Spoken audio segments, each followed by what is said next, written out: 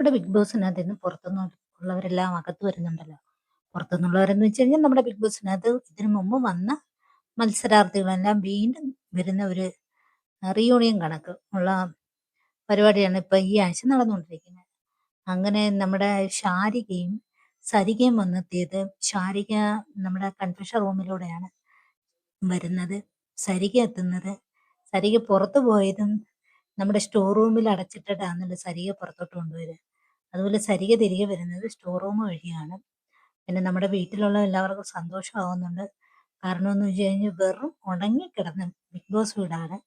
കാരണം കഴിഞ്ഞ 2-3 ദിവസമായിട്ട് എല്ലാവരും ആരുടെ പിറകെയാ? അനുമോളുടെയും അനീഷിന്റെയും പിന്നാലെയാണ്. ഇപ്പം വീടൊന്ന് ഉണർന്നിട്ടുണ്ട്. മറ്റുള്ള ഒരുപാട് പേര് വരുന്നുണ്ട്. എല്ലാവരും വന്നു കഴിഞ്ഞാൽ ഒരു അടിച്ചുപൊളിയായിരിക്കും 2-3 ദിവസത്തേക്ക്. എല്ലാവരും വെയിറ്റ് ചെയ്തിരിക്കുകയാണ് ഓരോരുത്തരും. അപ്പൊ ഇപ്പം ഇവരൊക്കെ വന്നതിന് ശേഷം ആദ്യമേ അപ്പാനിശരത്താണ് വരുന്നത്. അതിനുശേഷമാണ് സരികയും ശാരികയും എന്നിവർ രണ്ടുപേരും ഒരുമിച്ചാണ് വരുന്നത്. ഒരാളെ സ്റ്റോർ റൂമിലൂടെ വരുത്തുമ്പോൾ ഒരാളെ കൺഫെഷൻ റൂമിലൂടെ കൊണ്ടുവരികയാണ് ചെയ്യുന്നത്. അപ്പൊ വീട്ടിലുള്ളവർക്കെല്ലാം ഇപ്പൊ ഒരു ഹാപ്പി ഉണ്ട്. എല്ലാവരും ഒന്ന് ഉണർന്നിട്ടുണ്ട്.